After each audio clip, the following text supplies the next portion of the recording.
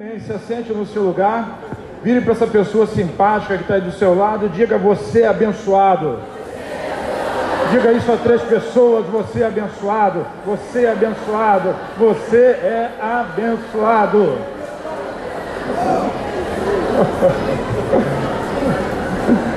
Você é abençoado porque Jesus já te abençoou. Interessante essa declaração, e ela é uma declaração profética, ela é uma declaração de fé, porque a bênção de Deus, ela não depende do seu estado. A bênção de Deus depende da sua posição. E sabe, esse é um mistério que está sendo revelado e que ele precisa entrar, se apossar da sua mente, do seu coração. Você precisa declarar como Paulo declarava: eu estou plenamente convencido. E Paulo dizia no capítulo 8 de Romanos que nem a morte, nem a vida, nem principados e potestades, ele está falando de demônios do mundo obscuro, nem altura, profundidade, nem o passado, nem o futuro, nada pode separar você do amor de Deus.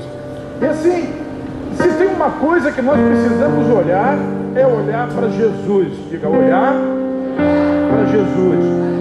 Porque quando olhamos para Ele, nós temos vida. Mas apóstolo, vai falar sobre isso de novo? Vou. Porque é isso que muda a vida de uma pessoa. Tem muitas igrejas falando daquilo que você tem que fazer. Eu não vim aqui falar daquilo que você tem que fazer.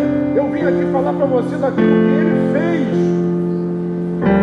E quando você olha na direção certa, você já olha para Jesus como Ele é. Olha para Jesus como Salvador. Olha para Jesus como aquele que proveu, como aquele que pagou. Você aí desvia o seu olhar das circunstâncias e começa a olhar só para Ele. Assim como eu disse há dias passados, semanas passadas, quando aquele povo de Israel ficou encurralado perto do Mar Vermelho, eles tinham a alternativa de olhar para o inimigo que estava vindo contra. Tinha o mar do outro lado: para onde? O que eu vou fazer? E a palavra de Deus diz o povo para se levantar e marchar. Olhe para Jesus. E a cruz estava ali no mar, para que houvesse livramento para aquele povo. Você olha para Jesus. Quando você vira de costas para o seu problema, para a circunstância, quando você vira de costas, deixa para lá o seu inimigo, deixa ele para trás e olha para a cruz de Cristo, você é renovado, você é revigorado, você percebe, recebe, você desfruta de tudo aquilo que o Senhor preparou para você. Tem muito crente que acha que na sua ansiedade vai mover o coração de Deus. Tem muito crente que acha que no seu estresse vai mover o coração de Deus. Tem muito crente que acha que os seus problemas, a sua crise, vai mover o coração de Deus. Preocupações não movem o coração de Deus. O que move o coração de Deus é a fé que você deposita na pessoa certa e no lugar certo. Então repete comigo assim: a vida no olhar. A vida no olhar. Quando nós olhamos para Jesus, existe vida ali. Isso parece assim um conceito abstrato, mas não é. Isso é muito concreto, é muito fato, é muito positivo, e isso pode mudar a sua história. Quando você olha para Jesus e crê que Ele é o seu Salvador, crê que Ele levou sobre Ele os seus pecados, os seus erros, tudo já foi pago na cruz. O que Jesus fez para merecer levar o seu pecado? Nada. Diga: nada. Ele não merecia. Ele não fez nada por merecer. Da mesma forma, o que eu fiz para merecer receber a justiça de Deus? Nada. Eu não fiz nada. Ali houve uma troca. Ali houve uma troca. Todos os seus erros, todos os seus pecados foram depositados sobre Jesus.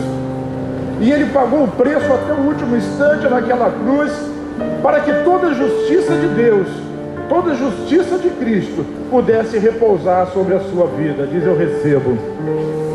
Só que às vezes a gente quer fazer alguma coisa: eu quero merecer, eu quero ser melhor, eu quero fazer mais. Sabe, quando a gente quer fazer muita coisa, a gente corre um risco muito sério de estar desviando para as obras da carne. Obras da carne não é só pecado, lascívia, promiscuidade. Obra da carne é aquilo que nós queremos fazer por esforço próprio para agradar a Deus. Isso é lei. O que eu posso fazer para agradar a Deus? Quando na verdade nós precisamos olhar para Jesus. Tudo já foi feito por Ele. E sabe, assim, quando a gente tem esse entendimento, quando isso entra no nosso coração, nós não temos mais debaixo das obras da carne, mas agora nós estamos frutificando para o Senhor. Tudo aquilo que a gente faz é frutificação. Nós estamos dando frutos para o Senhor. E lá em Gálatas, o apóstolo Paulo diz que as obras da carne elas são manifestas, mas o fruto do Espírito, o fruto do Espírito é paz, amor, longanimidade, bondade, domínio próprio. Sabe o que acontece? Tem muito crente se esforçando para ser pacífico, para ser bondoso, para ser amoroso, para ser longânimo, para ser alegre. E não é assim que funciona. Isso é uma dádiva da justiça, isso é fruto. A goiabeira não se esforça para dar goiaba, faz parte da natureza dela. Faz parte da natureza. O que você fez para ser homem? Vou te ajudar. Nasceu. O que você fez para ser justo? Nada. Você nasceu de novo. E quando você nasceu de novo, você nasceu justo aos olhos de Deus. Porque o seu espírito velho morreu com Cristo, com Ele foi sepultado. Mas quando Ele ressuscitou você juntamente com Ele, um espírito novo. Quem é nascido da carne mas quem é nascido do Espírito é Espírito. É por isso que precisa nascer de novo. Você não fez nada, você só creu. E quando Jesus ressuscitou, você ressuscitou com Ele. Você é uma nova criatura em Cristo Jesus. Quem crê nisso diz amém. Um aplauso ao Senhor Jesus. Glória a Deus.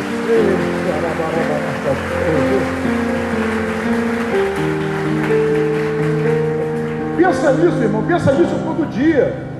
Ao invés de pensar no problema, na circunstância, naquilo que alguém fez, naquilo que alguém falou, pensa em Jesus e na obra dele. Pensa em Jesus e naquilo que ele fez. E se você tiver dificuldade, você tem a Bíblia para fortalecer você. É só ler, é só olhar, é só meditar. E você vai perceber o tanto que o Senhor já fez por você. A vida no olhar. E é preciso que a gente tenha esse foco positivo de olhar na direção certa. Hoje eu quero falar no livro de Hebreus, e assim eu vou explorar bastante Hebreus. É um livro que eu não costumo pregar muito, mas o Senhor tem me conduzido muito para essa situação, porque às vezes a gente diz para a pessoa, e a gente quer ensinar a pessoa. Por exemplo, os pastores vêm aqui toda semana ensinar a respeito de finanças, e fazem isso há semanas, há meses, há anos, todo dia, toda semana, aliás, todo domingo. Isso é pregado nas células, e sabe, assim a pessoa não consegue compreender, não consegue entender. E eu disse assim: Senhor, o que está vendo com as pessoas? Por que tem tanto doente na igreja? E o Senhor disse assim: eles não estão entendendo ainda. Eles estão olhando para eles mesmos, eles estão olhando para a sua situação, estão olhando para a sua falta, estão olhando para a sua necessidade, estão olhando para a escassez, estão olhando para o problema, estão olhando para a enfermidade, estão olhando para a crise. Estão perdendo o foco de quem, na verdade, eles são. E é por isso que é tão importante a gente declarar. Vamos fazer novamente? Diga assim: eu sou justiça de Deus em Cristo Jesus. Essa é a sua posição, sabe? Não julgue o que Deus faz na sua vida pelo seu estado, mas olhe para Deus a partir da posição que você tem nele. Quem me entende diz amém. Então eu vou falar de Hebreus. E Hebreus é um texto muito rico, é uma carta que foi escrita para crentes hebreus, por isso o nome Hebreus. E assim, existem algumas interpretações complicadas para alguns irmãos, até para alguns pastores. Não vou me adentrar nessa questão, mas é um livro escrito primariamente a crentes hebreus, crentes judeus. A gente precisa entender isso e para poder compreender todo o contexto desse texto, desse livro. No capítulo 11, talvez seja o capítulo mais conhecido da carta aos Hebreus. Ali ele fala dos heróis da fé. Diga: heróis da fé. Quem é capaz de dizer o nome de um herói da fé? Abraão? Abel? Quem? Josué? Caleb não está lá, mas ok, também é. Quem? Moisés. Eles são heróis da fé. E sabe, existe aí uma situação que às vezes a gente inverte os valores. E é importante a gente notar isso. Hebreus 11 ele fala que sem fé é impossível agradar a Deus, pois Deus quer que aquele que se aproxima dele creia. Faça o quê? Mas não tem que fazer nenhuma boa obra, não tem que mudar de posicionamento, não tem que mudar de postura, não tem que mudar a sua forma de falar, não tem que mudar, não tem que transformar primeiro para depois ir a Deus. Não, Ele quer que aquele que se aproxima dele creia. Essa é a chave, é a fé. E quando nós falamos heróis da fé, às vezes a gente inverte um pouco a situação, porque quando nós pensamos em heróis, a gente pensa na Marvel, né? Por exemplo, no Homem de Ferro, no Homem-Aranha. A gente pensa naquela Liga da Justiça, que tem um super-homem, que tem o Batman, e vê pessoas problemáticas, né? Alguns extraterrestres, gente problemática que recebeu poder. Os heróis da fé não são assim, porque o foco que nós precisamos ter não está nas pessoas. Não é um homem de ferro. Abraão não era um homem de ferro. Caleb ele não era o Aquaman. Não, eles eram heróis, eles foram heróis porque eles tiveram o quê? Fé. Quem é o verdadeiro herói? Quem é o verdadeiro herói? Nós vamos responder isso. Olha só o que diz Hebreus capítulo 12, versículo 2. Diz assim, fazendo o quê? Olhando para Moisés, olhando para Abraão, olhando para Pedro, olhando para Paulo, olhando para o autor e consumador da fé. Hebreus 12, 2 diz assim, exatamente, olhando fixamente para o autor e consumador da fé. Quem é ele? Como é que é o nome dele? O nome dele é Jesus. Jesus, ele é o autor, ele é o consumador da fé. Então nós olhamos firmemente para Jesus, o qual, por causa do júbilo que lhe fora proposto, suportou a cruz, desprezando a vergonha, assentou-se, vamos repetir essa frase comigo, assentou-se à direita do trono de Deus. Pergunta para quem está do seu lado, quem está sentado à direita de Deus? Qual a resposta? Qual a resposta? Jesus. Jesus está sentado à direita de Deus. Isso é motivo por si só para nós festejarmos, porque um homem chegou lá. Existe um homem no trono, existe um homem assentado na sala do trono. Jesus, homem, o verbo se fez carne e habitou entre nós, e vimos a sua glória como a glória do unigênito do Pai, cheio de, diga, graça e de verdade. A graça e a verdade, elas sempre andam juntas. Não é o que você pode fazer, é o que Ele fez por você. Aleluia. Então a gente não fica olhando para os heróis da fé. Eles estão lá até para nos inspirar, mas a Bíblia diz, Hebreus 12:1 diz que é uma grande nuvem de testemunhas que serve justamente para mostrar que assim como eles puderam olhar para Jesus, para a profecia, para a promessa, e eles venceram, nós podemos vencer também. Então se a nossa questão é fé, se temos muita fé ou se temos pouca fé, a Bíblia diz que todos temos uma porção de fé. E como essa fé se desenvolve? Fazendo força? Não. Indo ao culto todo domingo? Não. Irmão, ir ao culto todo domingo, se você vem aqui para agradar a Deus, isso é obra da carne. Mas se você vem aqui porque você se agrada de Deus, aí é fruto do Espírito. Por isso uns saem cheios e outros às vezes saem da mesma forma que entrou. Não valorizam. Tanto faz, hoje eu vou no culto, mas a semana que vem eu não vou poder vir. Tá bom, pastor Jéssica? Tem um aniversário de bebê, eu não posso ir. Tanto faz. Porque quando vem à igreja, vem pensando que o fato de vir à igreja está agradando a Deus. Não, irmão, você vem à igreja porque você se agrada dele. Isso faz parte da sua essência. Assim nós olhamos para Jesus. Marta, Marta, por que você está fadigada com tanta coisa, com tanto serviço? Está olhando para tudo quanto é lado, para comida, para casa? Maria escolheu a boa parte. Sabe o que Maria escolheu? Se assentar aos pés de Jesus. Repete comigo assim: a vida no olhar. No olhar para Jesus. Sabe, a tua prosperidade, eu sei que você trabalha duro, mas a tua prosperidade, irmão, ela não vem do seu trabalho duro, ela vem do favor de Deus sobre a sua vida. Você vai ver gente prosperar. Se é mesmo que você não aconteceu isso com você, com a sua história, tu vai ver gente prosperar que nem trabalhou tanto assim, mas porque Deus abriu portas e fez acontecer. Gente que era humilhada e agora é exaltada, porque o favor de Deus, é graça de Deus, é bondade de Deus. E Deus é bondoso para conosco. Sabe, quando a gente olha para Jesus, a vida, quando a gente olha para os ensinos de Jesus, nós recebemos vida, recebemos fé, quando a gente reconhece Ele como Ele é, como nosso Salvador. Não apenas uma vez, hoje eu recebi Jesus como meu Salvador. Não. Lembre-se de Jesus todo dia. Eu disse todo dia. Diga comigo, todo dia. Todo dia, faça isso todo dia. Lembre-se dele todo dia. Olhe para ele como ele é, e a sua vida vai mudar. Às vezes a gente acha que isso é um poder de um momento, a unção do grupo, da igreja, e sim, há muita unção na igreja, e o fogo desce, e a igreja canta, e a glória se manifesta, mas sempre tem uma segunda-feira. E às vezes quando você fica fora da unção do corpo, a sua segunda-feira é dura, é problemática, é de trabalho, é de perseguição no trabalho, é de problema em casa. Por isso é importante, é necessário, é vigoroso que você olhe para Ele todos os dias. Eu disse? Olhar para Jesus, digo olhar para Jesus.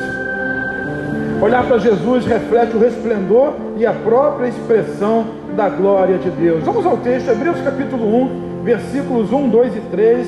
Já começa assim dizendo, Hebreus 1, e 1 a 3, havendo Deus desde a antiguidade falado várias ocasiões e de muitas formas aos nossos pais por intermédio dos profetas, diga profetas, nesses últimos tempos nos falou mediante seu Filho, diga Filho, a quem constituiu herdeiro de tudo o que existe, por meio de quem criou o universo, Ele que é por meio de quem Ele que é o resplendor da glória e a expressão exata do seu ser, sustentando tudo o que há pela palavra do seu poder. Depois de haver realizado purificação dos pecados, Ele se assentou à direita da majestade nas alturas. Aonde Jesus está? À direita da majestade nas alturas. Ele assenta-se ao lado do trono de Deus. Sabe, Deus está sempre tentando persuadir o homem a crer nele. Sempre o propósito de Deus persuadir o homem, mostrar para o homem que é possível ter vida em Jesus, ter vida no Cristo, ter esperança no Cristo.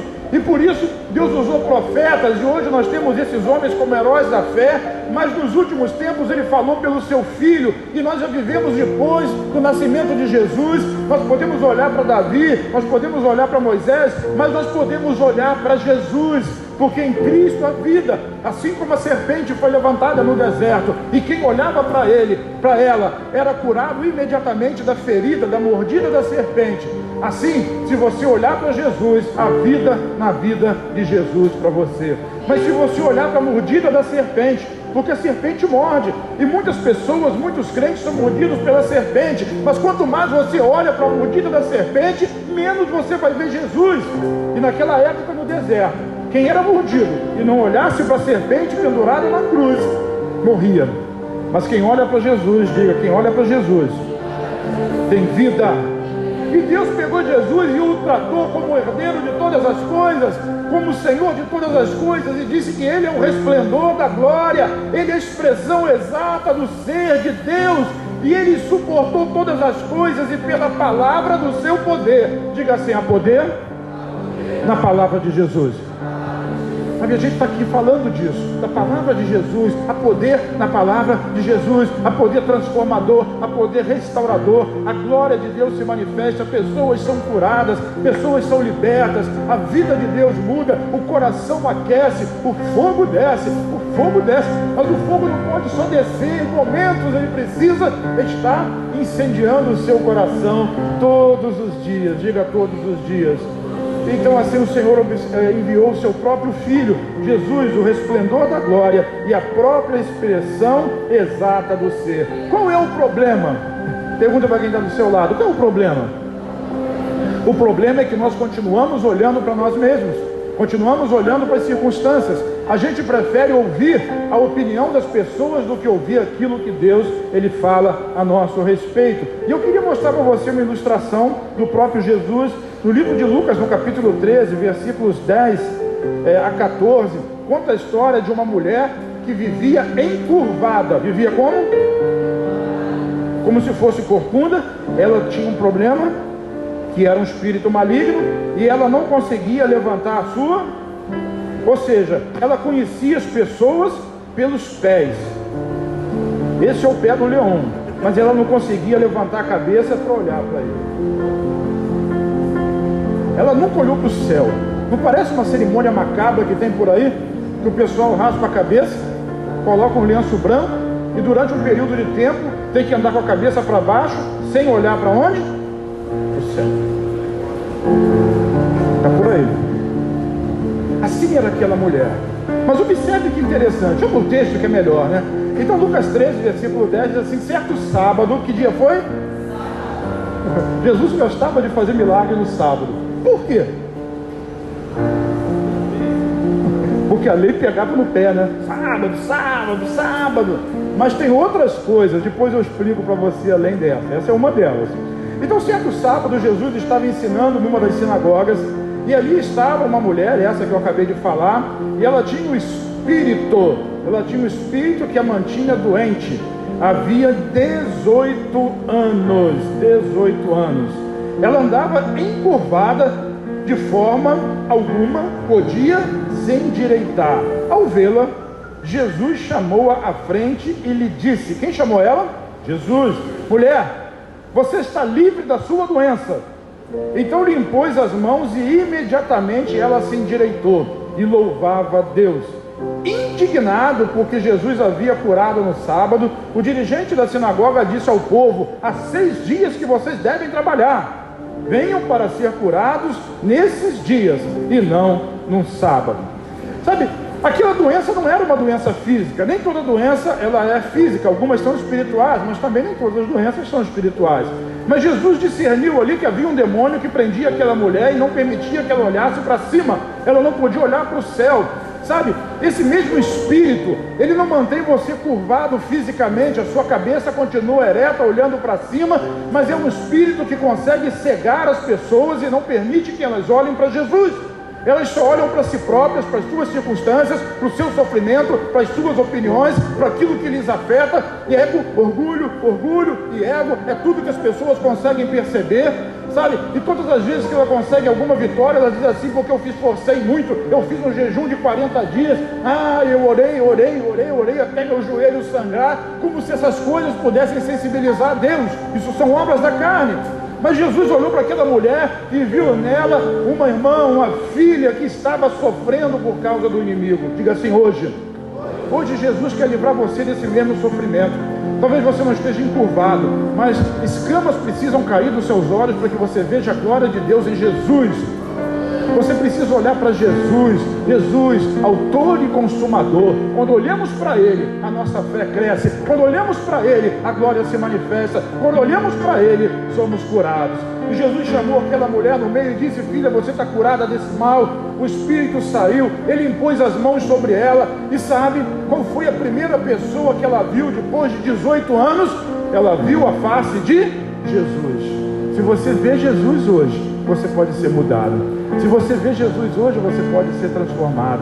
Mas eu não vejo Jesus fisicamente, mas você o vê pela fé na palavra. Ele está aqui na pessoa do Espírito, trazendo revelação para você. E enquanto eu falo com você, enquanto eu prego essa palavra, o próprio Espírito Santo, ele vai ministrando na sua vida, no seu coração, ele vai te lembrando de circunstâncias, de situações, de coisas que aconteceram com você, que você não conseguiu olhar para Jesus e você olhou para o problema. Talvez isso tenha feito você retroceder,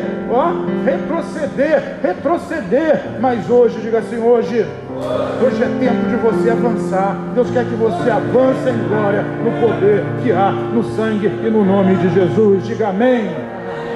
E aquela mulher ficou curada. Só que o pastor daquela igreja, daquela sinagoga, ele ficou indignado. Sabe, tem muito crente, tem muito líder, tem muita igreja que ao invés de olhar para o milagre, quer olhar para a religião. A mulher foi curada no sábado. Não vem aqui no sábado, vem todos os outros dias. Fulano foi restaurado, mas tem a calça rasgada. E daí? Fulano vai na igreja, mas vive no baile. Aliás, o Espírito Santo me falou, estava sentado ali, e ele me deu antigamente chamava de chu. Quando Cirilo chamava de chu, e ele disse para mim assim: você vai ver. E eu fiquei feliz porque eu vou ver, né? Vou viver para ver. Para ver Jesus voltar. Você vai ver esses jovens, esses irmãos, essas pessoas indo nas bocas de fumo, indo nos centros, indo nos bailes, nas faculdades, nas escolas, em todos os lugares, testemunhando da glória de Deus através da fé, da justiça de Deus através da fé.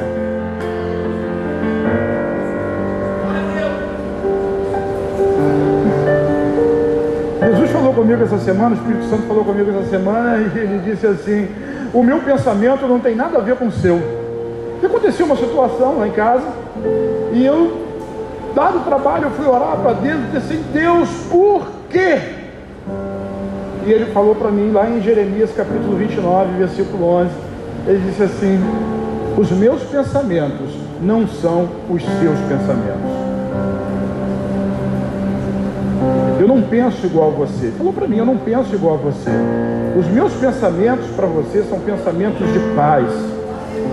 A palavra é shalom, provisão, saúde, prosperidade, tranquilidade. Ele falou para mim: é isso que eu penso. Mas eu tentei argumentar, você pode pensar o que você quiser, mas os meus pensamentos são esses a seu respeito. Pensamentos de paz e não de mal, para te dar o fim que você deseja. Quantos querem receber isso? Eu quase dancei lá. Foi naquele dia que eu fui lá. Poçada, falei, né? Meu Deus! Os pensamentos de Deus estão na palavra, e você pode olhar para ela, é a mesma coisa que olhar para Jesus. O texto que a gente acabou de ler disse isso ali em Hebreus: o poder da sua palavra. E às vezes a gente quer criar leis gospel. Não há espaço para leis gospel. Há espaço para a glória de Deus, para a graça de Deus, para o poder de Deus. Mas fulano está vivendo em pecado porque Cristo não foi formado nele. Quando ele entender que ele é justiça de Deus, o pecado vai embora. Aonde abundou o pecado, superabundou a graça de Deus. E ninguém precisou dizer para ele: você precisa parar de dizer isso, precisa parar de frequentar aquele lugar. Não precisa, o próprio Espírito faz. Eu não estou aqui para dizer isso. Você não ouve eu falar essas coisas, mas você ouve eu dizer todo domingo que você é justiça de Deus em Cristo Jesus. Quando você tomar posse dessa posição, o seu estado vai mudar, as circunstâncias vão mudar, a enfermidade vai embora, o medo vai embora, a ansiedade vai embora, porque você vai estar olhando para Ele, crendo nele, e a sua vida vai mudar completamente. Quantos creem nisso? Digam amém. Dá um aplauso a Jesus.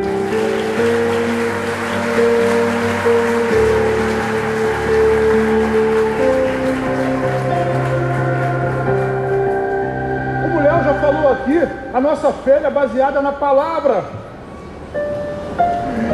E quando eu estava lendo a Bíblia essa semana, alguma coisa também me chamou muita atenção, que foi a respeito de Abraão. Abraão é chamado por Paulo em Gálatas e em Romanos de crente. Embora ele tenha vivido muitos e muitos anos antes de Jesus, ele é chamado de crente, porque ele é o pai da fé. Diga, pai da fé. Então ele é chamado de o crente Abraão. E Deus fazia promessas a Abraão, todo mundo conhece essa história, sabe? E dava alguma coisa. Deus é assim, Deus sempre nos dá alguma coisa para poder firmar a nossa fé, alguma coisa que a gente possa olhar e possa ver. Então você vai se lembrar que certo momento Deus falou com Abraão, ele estava dentro da tenda, e dentro da tenda ele disse: Senhor, como é que o Senhor me abençoa se eu não posso ter filho? Porque a promessa que ele queria, que ele buscava, era ter um filho, um herdeiro, e a sua esposa era estéril. Então Deus disse para ele assim: sai de dentro da tenda.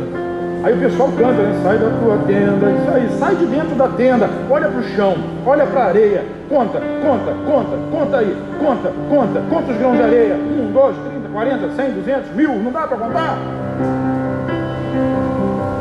Não está satisfeito? Agora olha para cima, é noite, olha para cima, conta as estrelas, não dá para contar?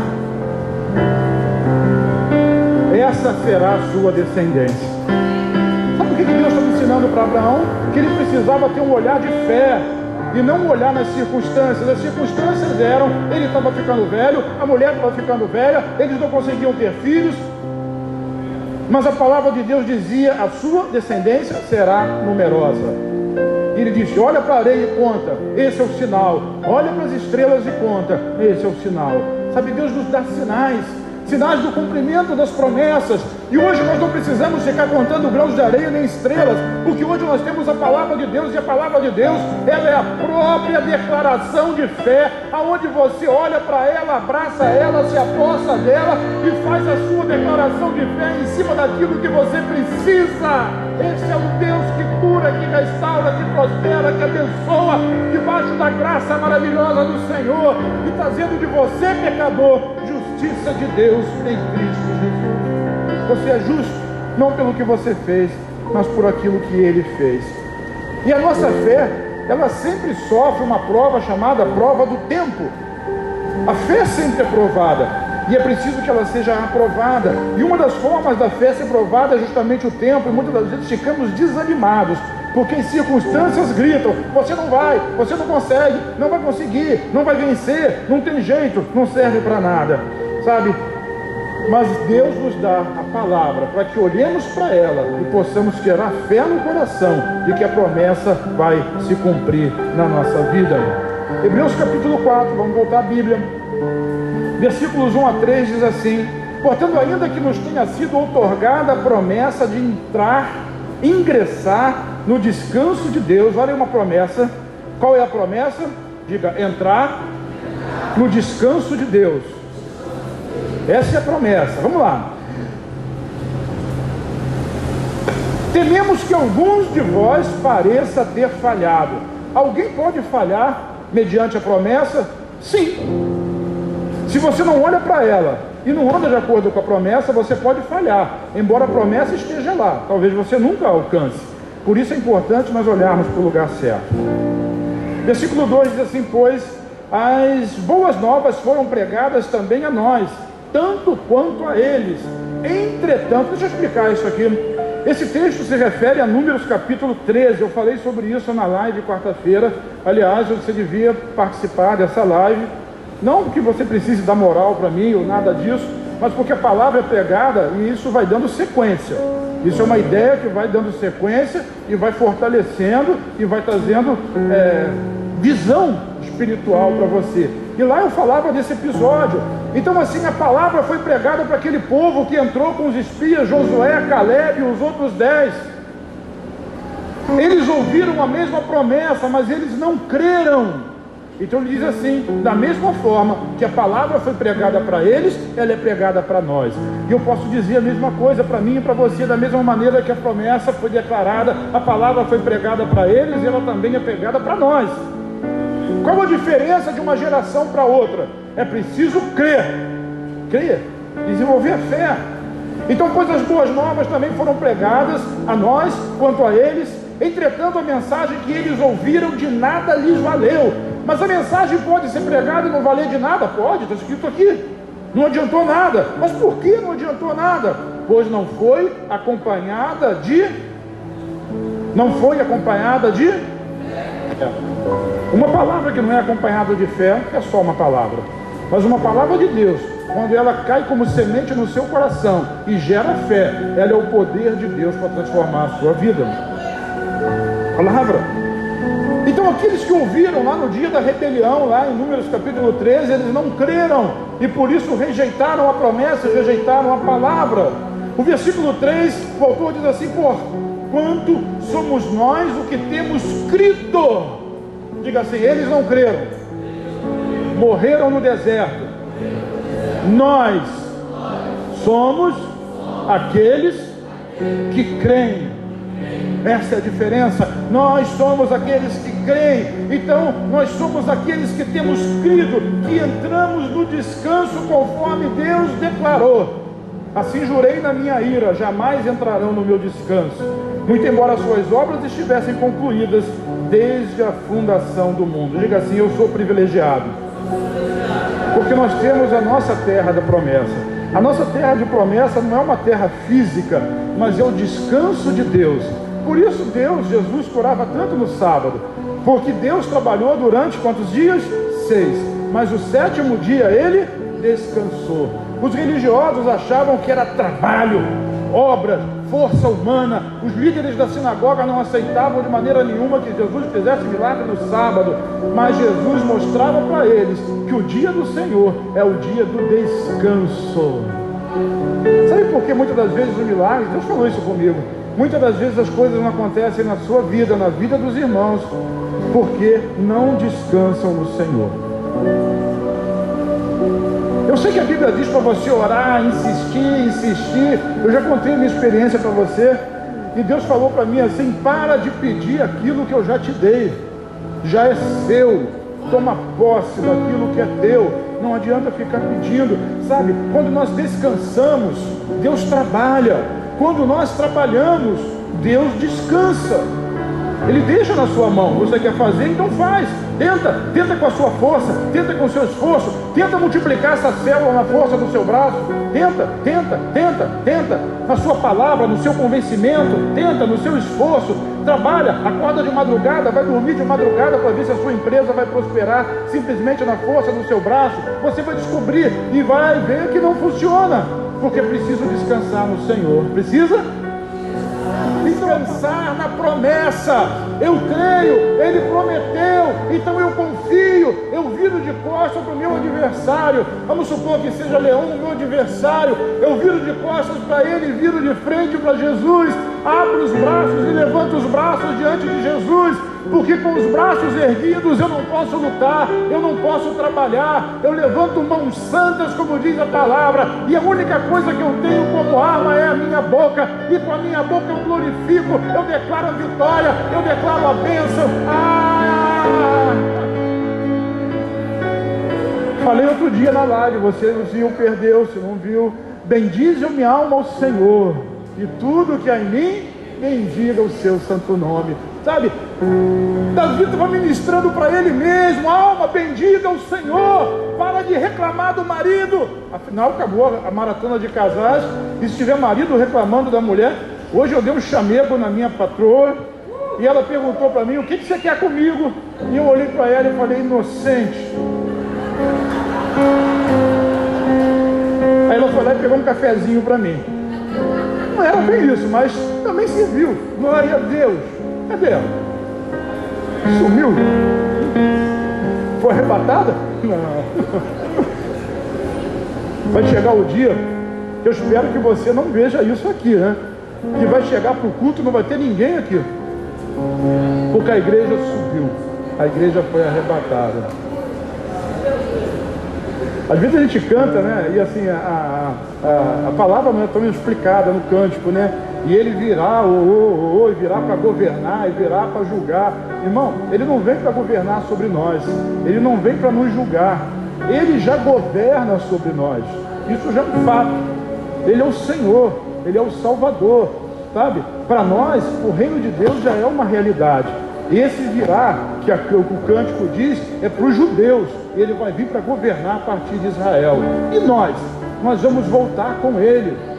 Nós vamos ser arrebatados antes, a igreja vai subir. É por isso que no livro de João, no capítulo 14, ele diz: não se perturbe, não se turbe o vosso coração. Credes em Deus, crede também em mim. Na casa de meu pai há muitas moradas. E se não fosse assim, eu teria dito para vocês: vou preparar lugar, para que onde vocês estiverem, ele está falando para os discípulos, ele está falando para a igreja, para que onde eu estiver, estejais vós também. Nós vamos para lá, sabe? E quando ele voltar, nós vamos voltar com ele. Você não vai ver Jesus voltando de baixo para cima, você vai ver Jesus voltando de cima para baixo. E aí sim, ele virá, e eu virei com ele. E ele vai governar, e eu vou governar com ele. E ele vai reinar, e eu vou reinar com ele. Essa é a porção daqueles que creem, daqueles que são filhos, daqueles que são de Deus. Julgamento, não tem julgamento sobre a igreja tem o perdão e a graça. É o manto da justiça que nos cobre. Quem crê nisso diz amém. Isso é maravilhoso. A gente pode olhar para a palavra e pode se comportar. Abraão olhava para a areia, eu olho para a palavra. Eu estava lendo essa manhã, meio madrugada, meio manhã aí, e Deus me deu um texto lá em Tiago, capítulo 1, versículo 25, que diz assim: entretanto, aquele que, olha bem, preste atenção, aquele que atenta bem para a lei perfeita, diga palavra. Esse termo lei não se refere aos 10 mandamentos, se refere à palavra de Deus. Então, entretanto, aquele que atenta bem para a palavra de Deus, para a lei perfeita, a lei da liberdade, a palavra que traz o que? Liberdade. Olha só. E nela persevera. O que é perseverar na palavra? Hoje você crê, diz amém. Mas e amanhã? Perseverar na palavra é aquilo que Paulo diz para Timóteo: combata o bom combate da fé. Essa é a única luta que a gente precisa ter: combater o bom combate da fé. E principados e potestades já foram vencidos. O lugar deles é debaixo dos pés de Jesus. Debaixo dos pés de Jesus? Quem é o corpo de Cristo? Aliás, a Bíblia diz que uns são pés, outros são olhos e outros são mãos. Se você é um pé no corpo de Cristo, é você que vai pisar em cima dele. Você vai pisar em cima dele. Eu quero ser olho, mas o olho não pisa, mas o pé pisa. Então, Tiago é irmão de Jesus, hein? E o cara era incrédulo, mas isso é outra história. Então, Tiago lhe diz: se você perseverar na palavra, não sendo ouvinte esquecido, porque tem um ouvinte que é um ouvinte esquecido. Hoje está vibrando, mas amanhã se esqueceu. Mas seja um praticante zeloso. Será, tem um texto aqui? Será feliz naquilo que fizer. Eu tenho a minha tradução, eu prefiro dizer assim: será abençoado naquilo que fizer. A bênção de Deus está sobre a vida de quem é perseverante na palavra, não é vacilante. Tiago diz isso, né? Não é como a onda do mar, que é levada para um lado ou para o outro. A circunstância pode vir, o inimigo pode se levantar, mas a sua fé está firme no Salvador. Eu olho para Jesus, nada pode me abalar, nada pode me separar desse amor, nada pode me separar dessa graça, nada pode me abalar, porque eu creio, a minha fé está ali. Paulo diz isso, né? Eu sei em quem tenho crido, e Ele é poderoso para cumprir aquilo que prometeu, guardar o tesouro até aquele dia. Quantos creem na palavra, digam amém. Nós temos a palavra para crer. Então bendiz a minha alma. Esse texto do Salmo 103 ele é maravilhoso, porque ele começa dizendo: bendiz a minha alma ao Senhor, e tudo que é em mim, minha mente, meu coração, minha alma, minha razão, minha lógica, Tudo que é em mim bendiga o seu santo nome. E ele primeiro bendiz, para depois ele dizer assim: é o Senhor que perdoa todos os meus pecados. Quem perdoa os pecados é Deus, é Jesus. É Ele que me sara de todas as enfermidades. Quem é que sara? É Jesus. É Ele que me coroa de graça e de misericórdia. Quem faz isso? Jesus. É Ele que farta a minha boca de bens. Quem faz isso? Jesus. É Ele que me livra da cova. Quem faz isso? Jesus. É Ele quem renova a minha juventude como a da águia. Quem faz isso? Jesus. Mas primeiro o que o salmista faz? Mãos santas, bendiz a minha alma ao Senhor. Não é o meu esforço. Eu faço caminhada todo dia. E quando eu começo a caminhar, eu digo para Jesus assim: eu estou aqui caminhando. O médico diz que eu tenho que caminhar, mas eu não estou caminhando para receber saúde, porque a minha saúde vem de Ti. A minha saúde vem de Ti. Eu tomo remédio, mas a minha saúde vem de Ti. A cura vem do Senhor, sabe? A cura vem de Deus, a prosperidade vem de Deus. Você pode meter a mão no seu trabalho, mas quem vai fazer você prosperar é o Senhor. É por isso que o salmista diz: que adianta levantar de madrugada, dormir tarde, comer um pão de dores, se o Senhor não te abençoar?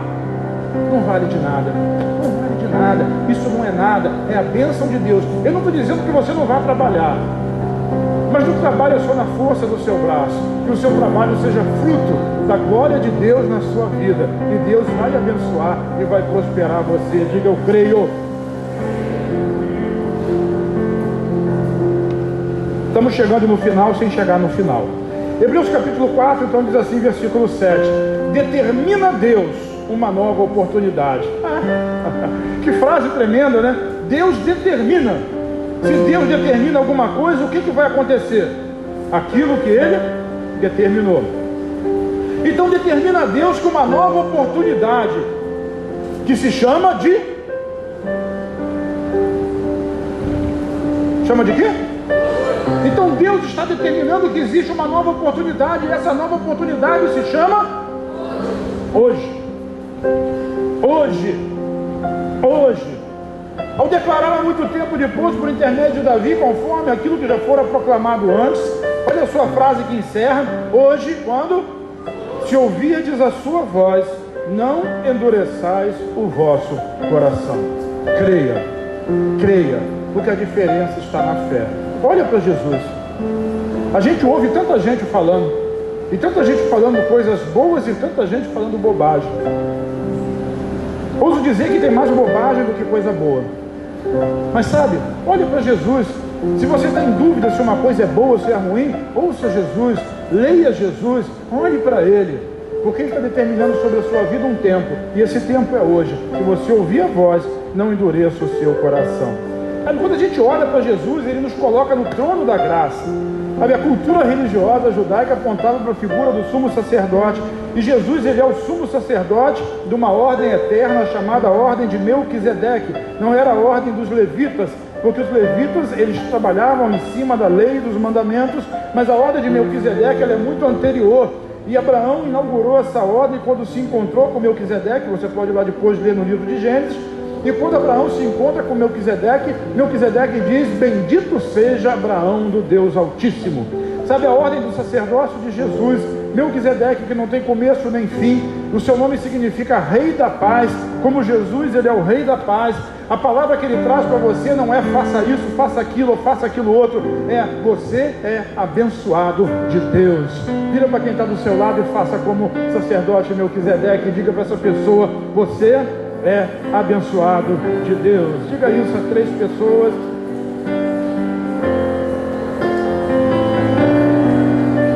Você é abençoado de Deus.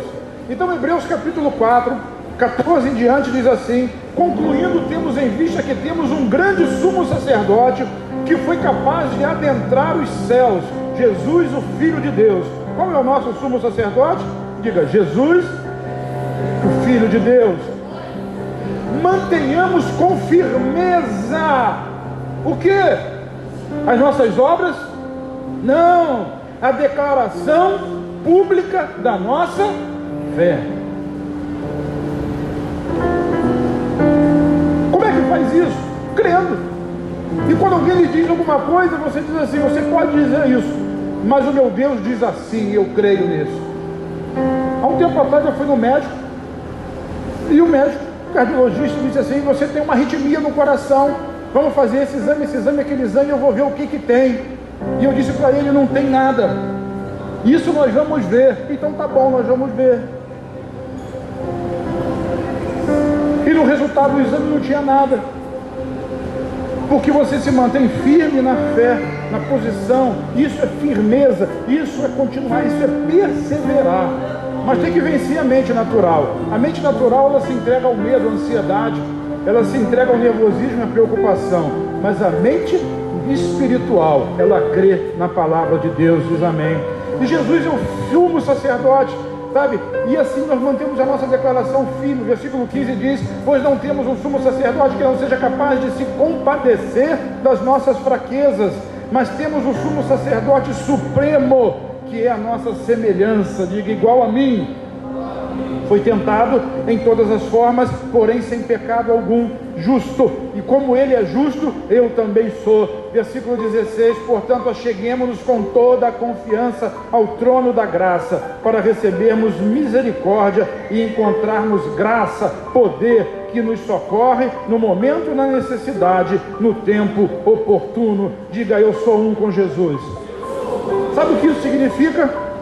Que aquela canção que a gente canta antiga e diz assim: eu posso entrar no santo lugar, nas alturas aonde Ele está. Isso é a verdade, porque Ele está lá e eu também posso entrar, e Ele intercede por mim, de maneira que o que Ele está dizendo aqui no versículo 16 é que nós podemos nos aproximar com confiança, diga, confiança, do trono da graça.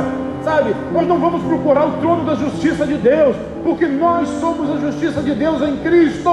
Nós procuramos o trono da graça, porque lá nós vamos receber graça, misericórdia e poder da parte de Deus.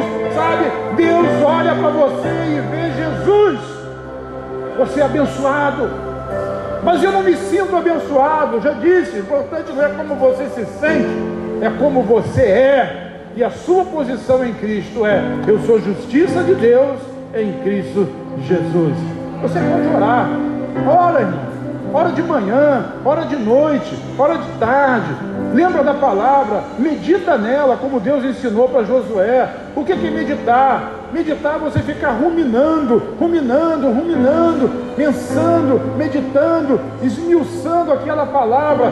Essa palavra que Deus me deu de Jeremias capítulo 29, eu esmiucei ela essa semana. Bem sei os pensamentos que tenho sobre vós, pensamentos de paz. Eu dizia a todo momento que tinha algum problema, alguma apurrinhação, eu digo: os pensamentos de Deus sobre a minha vida são pensamentos de paz. Deus quer que eu prospere, Deus quer que eu tenha saúde, Deus quer que eu seja rejuvenescido. Bendize a minha alma ao Senhor. E eu declarava isso porque eu estava ruminando. Pense na palavra. A gente fica pensando no problema, a gente fica ruminando o problema, fica pensando na política, fica pensando no governo, fica pensando no dinheiro, na falta dele, fica pensando na conta, fica pensando no resultado do exame, fica pensando no colega, na pessoa que falou mal. Pensa em Jesus. Rumina, olha para Jesus, a vida nele. Existe vida em Jesus. Quem crê diz amém. E eu quero terminar com um texto. Você pode ficar em pé e eu vou terminando, porque isso me motiva a acabar mais rápido. Fique em pé comigo. Eu quero falar de um texto, e daqui a pouco, eu não sei se eu vou chamar você aqui na frente, talvez não dê tempo, mas Isaías capítulo 54, e a semana passada eu falei do profeta Isaías, e disse que Isaías precisava ter uma experiência, porque ele seria conhecido como profeta messiânico. E a experiência dele foi que a glória de Deus se manifestou, e quando a glória de Deus se manifestou, ele achou que ia morrer, mas não morreu, porque Deus purificou ele, o manto da justiça o cobriu, e ele foi declarado justo. Então no capítulo 54, no versículo 1, ele diz assim: cante, ó estéril, você que nunca teve um filho. Emblemática essa palavra. Essa palavra ela é chocante, porque Deus está falando assim: você que é estéril, cante de alegria. Mas eu não tenho filho. Não importa. Você que é estéril, cante de alegria. que é isso? Você que está desempregado, cante de alegria. Você que está doente, cante de alegria. Você que está com problema familiar, cante de alegria. Você que está com problema conjugal, cante de alegria. Você que está com alguma dificuldade, olha para mim, deixa eles ali. Você que está com alguma dificuldade, cante de alegria. Ele está dizendo, cante de alegria, você que é estéril, você que nunca teve um filho, porque embora você não tenha tido um filho, existe uma promessa. E aqueles que creem, vai brotar filho de onde você não consegue ver. Mas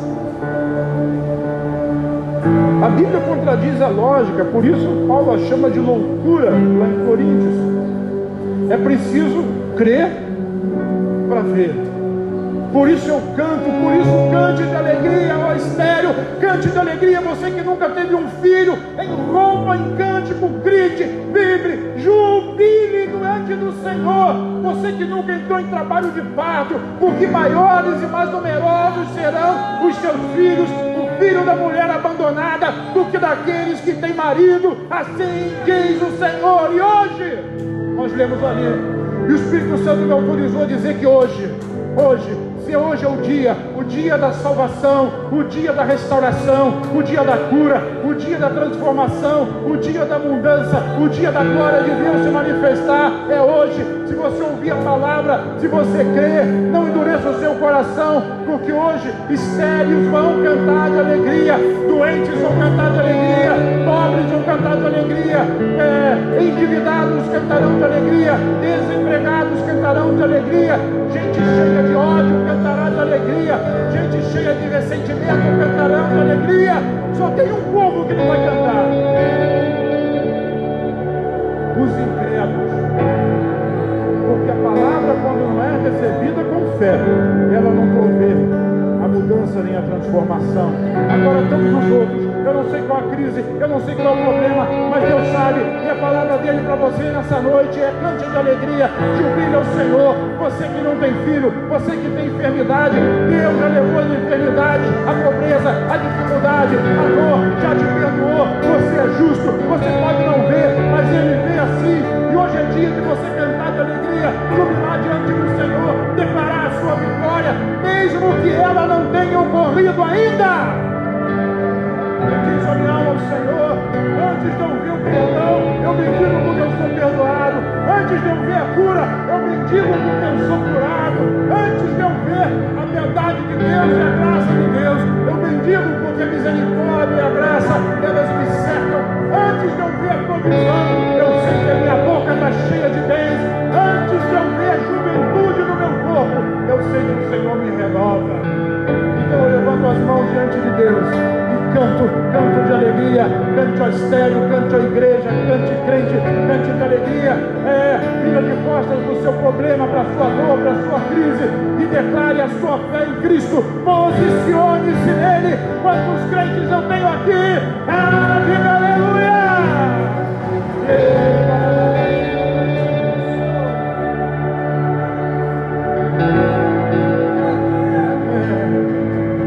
Eu quero ver quem vai ser o primeiro que vai sair dançando no lugar, que vai cantar de alegria diante da dor, diante da luta, diante do problema, diante da crise, diante da necessidade, porque maior é a palavra, é a promessa, do que a sua crise, do que a sua dor.